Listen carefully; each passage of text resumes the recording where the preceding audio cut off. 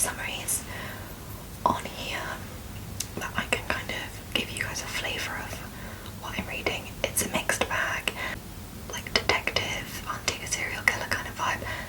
That used to be all I would read, and then I realised last year that I'm only reading hard-hitting, depressing books, and decided that I should probably try something a bit lighter.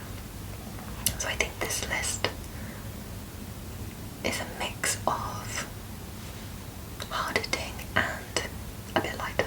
I don't know. So the first three books, one, two, three books are from the series, the Cruel Prince series. I think that's what it's called anyway, by Holly Black, which follows Jude Duarte. After witnessing her parents' murder as a child, she was taken by their killer to Elfame and raised with her sisters among the Fae. She is desperate to prove herself and find a place in a society that despises mortals. The youngest Prince Garden has other plans. I loved this series. I think it took me a minute because I was still in Sarah J. Maas ACOTAR land.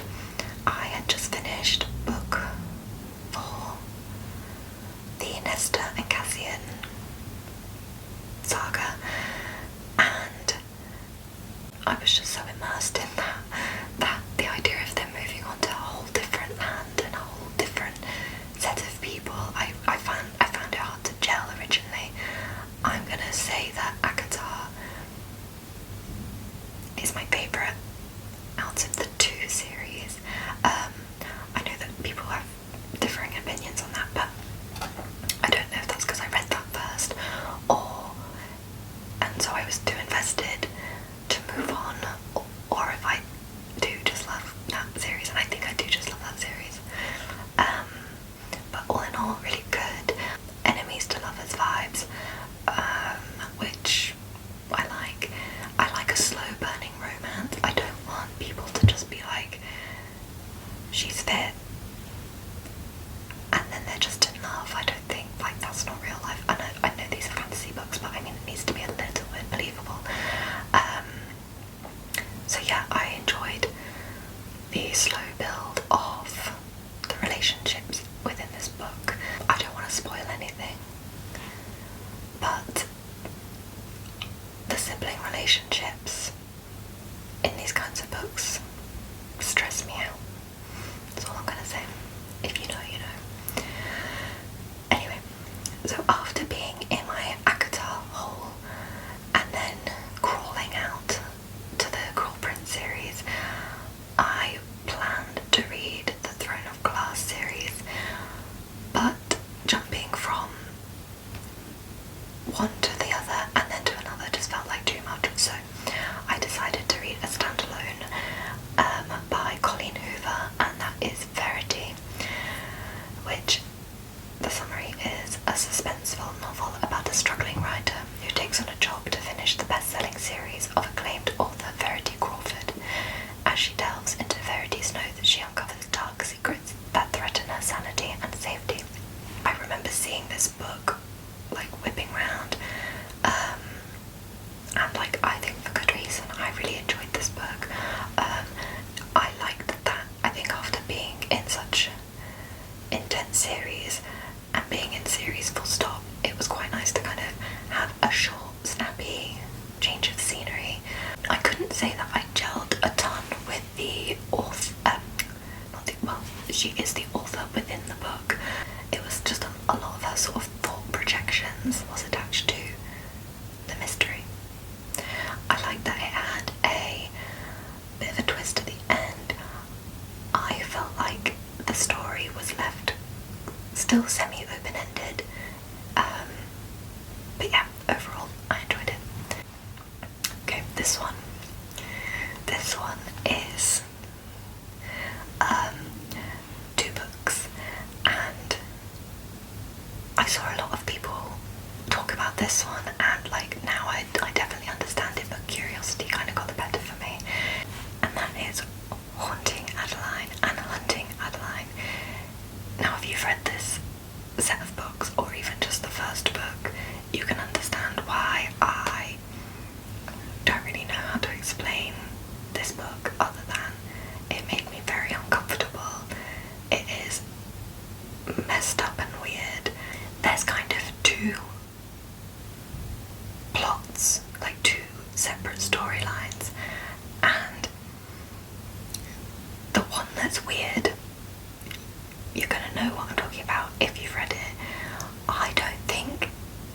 is necessary at all for the other storyline to work. There are like some really triggering, the whole thing's triggering, to be honest.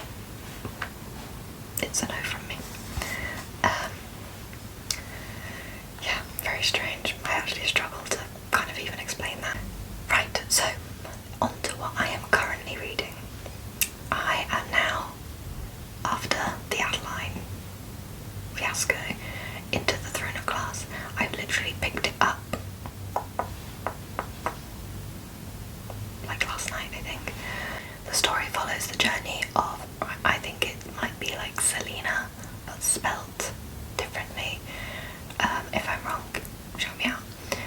Selena Zadothian, a teenage assassin in a corrupt kingdom with a tyrannical ruler, the king of Adalan. As the tale progresses, Selena forms unexpected bonds and uncovers a conspiracy amidst her adventures. Again, I think this is a really popular series. I believe it's 8 books. Now, I don't know if that's like all main books or if that's like a couple of sort of prequel kind of things. Like a couple of the series that I've read, Zodiac Academy especially, have loads of little pockets of different like moments in time or different perspectives and stuff like that. So I don't know if that's like a bit of that. I haven't looked at the book order, I've just downloaded the first book and we're going from there. I'm glad that I took a break between Fantasy Realms because now I feel ready to read this one. So I'm glad I felt a bit more like of a clean slate, which is nice. So I'm looking forward to continuing with that. What else? The next one is one that I only recently heard about, and that is Crescent City. Now, I believe Crescent City is connected to Akata. I don't know how, but I read that somewhere. I don't know. I think it was like on a forum somewhere. Anyway, the summary for that is the series follows Bryce Quinlan, a half human, half fae, as she attempts to avenge her friend's murder and protect her vibrant city. It was originally planned to be a trilogy, but later the author announced that there would be a 4th book. So yeah, I'd written down that there were 3 books. Apparently there's going to be a 4th, or there is a 4th already, I don't know. The next book on my list is The Song of Achilles. Again, another one that I'm late to the party to. I've heard really like good things about it, and a friend of mine said that it was just very beautifully written, which I don't feel like you hear many people say things like that anymore, so like it intrigued me. The summary is set during the Greek heroic age. It is a retelling of the Trojan War as told from the perspectives of Patroclus. The novel follows Patroclus's relationship with Achilles from their initial meeting to their exploits during the Trojan War, with focus on their romantic relationship. I don't typically read romance books, but I do think that I should, so that could be one of the first. So then the next is Cleopatra and Frankenstein. My mother-in-law actually recommended this. She made me download it immediately. So the novel explores modern love, the pressures and debauchery of the wealthy, and the conflict between youth and age. Written mostly in third person, Cleopatra and Frankenstein centers on 24-year-old Cleo and 45-year-old Frank, 2 broken people who find one another in a passionate and loving fling. Another romance. Who would believe it? Yeah, looking forward to reading that. I'm hoping that there's no like age gap weirdness. I mean, there's 15 years between my wife and I, so definitely not judging. It can sometimes like be made weird by the author, where they've like met them when they were younger, or they've, I don't know, they just kind of, I don't know, make it weird or make it a bit condescending to the younger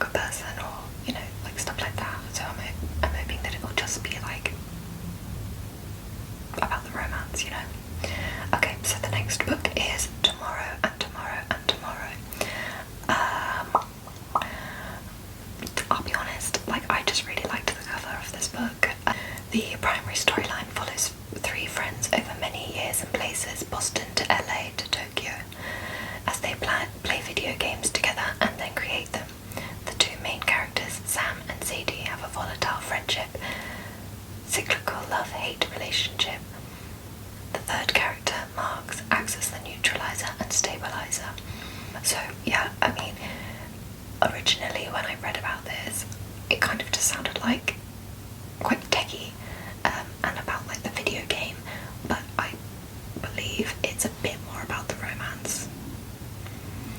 Who is she reading all these romance books? Who knows?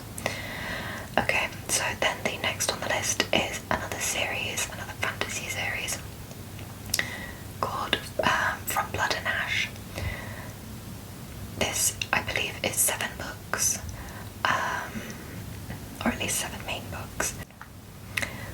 And the summary is: From Blood and Ash follows the maiden, a girl named Poppy, who is fated to ascend soon. She isn't allowed to speak to or touch anyone but a select few, but a mysterious man named Hawk becomes her guard, and when attacks from supernatural creatures become more common, she is forced to trust him. I really like the sound of that. Yep, I do. Supernatural creatures. Ascend to what? Ascend to where? I like that even the summary is mysterious. The next book is totally different to anything I've explained already. The next one is 101 Essays That Will Change the Way You Think. It is a self-help book filled with powerful, thought-provoking essays. Brianna, now it's spelled W-I-E-S-T. I believe that kind of sounds a bit German, so Feist.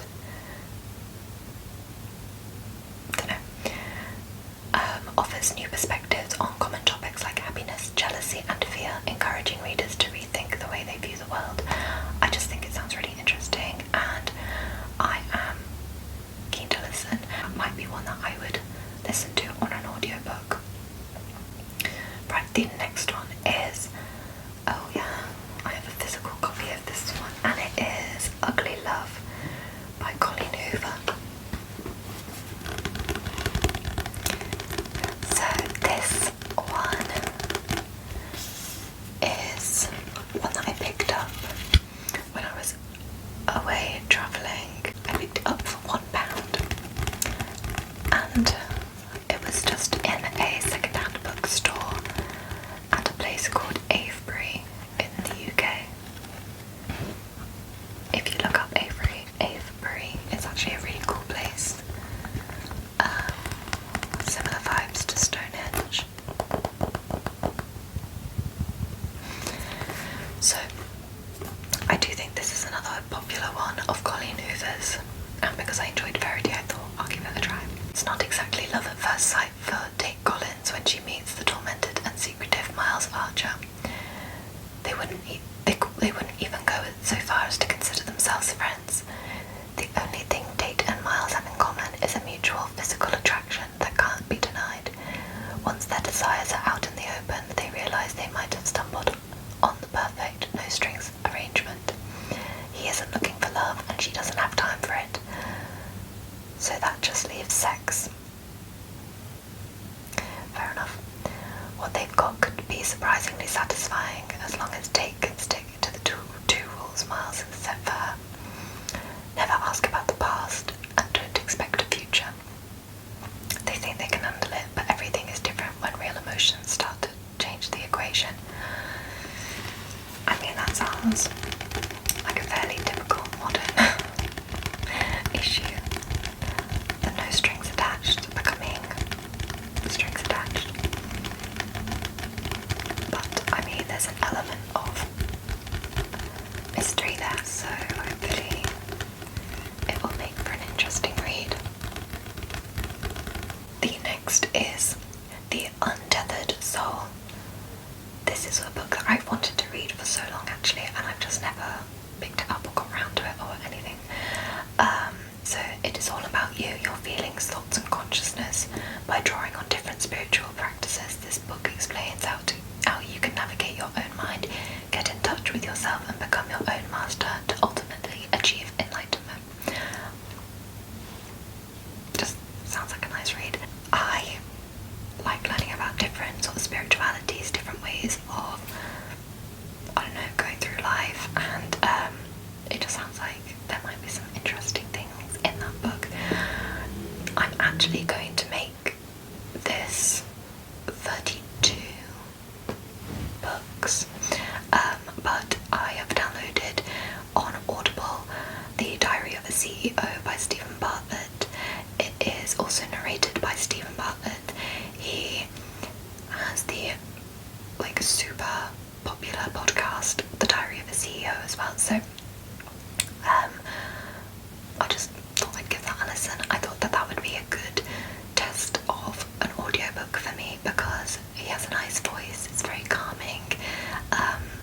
interesting as a person anyway, so yeah, I thought I would give that a try.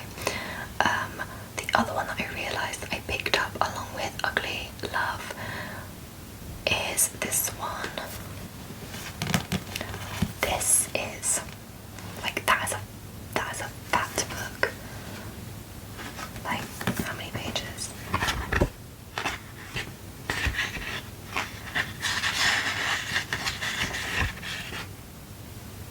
697. Like, that feels big to me. To be honest, I picked this up almost out of like a bit of panic. The bookstore was completely empty, the second-hand bookstore that I mentioned before, and the lady was sat at the desk, and I didn't want to leave without buying a book, so I like saw this and just thought it looked nice. And then when I found Colleen Hoover, I was like, well, I'm not gonna put this one back. I mean, it was only £1. So anyway, I'm gonna read it because I bought it July 1209. That's the year 1209 in Carcassonne. Again, butchering pronunciations. A 17-year-old girl is given a mysterious book by her father, which he claims contains the secret of the True Grail. Although Elias cannot understand the strange words and symbols hidden within, she knows that her destiny lies in keeping the secret of the labyrinth safe.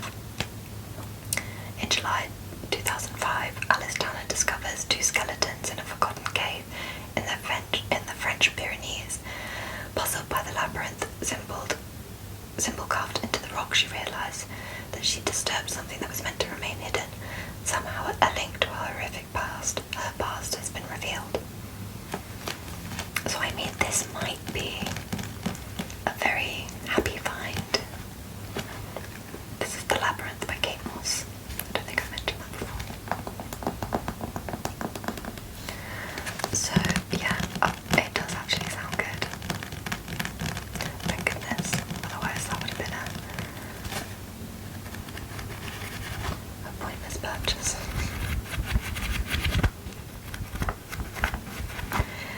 That is my TBR list. Again, I did mention that there are more. I think I'm going to try and stick to this list roughly for what I tackle first with reading, but if something catches my eye or something like that, then I might get led astray, I don't know. There are a few new releases out this year that I want to read as well, being the Zodiac Academy. I think it's book 9. I believe it's April. Don't quote me on that, but I think I saw in the comments somebody saying that it would be April.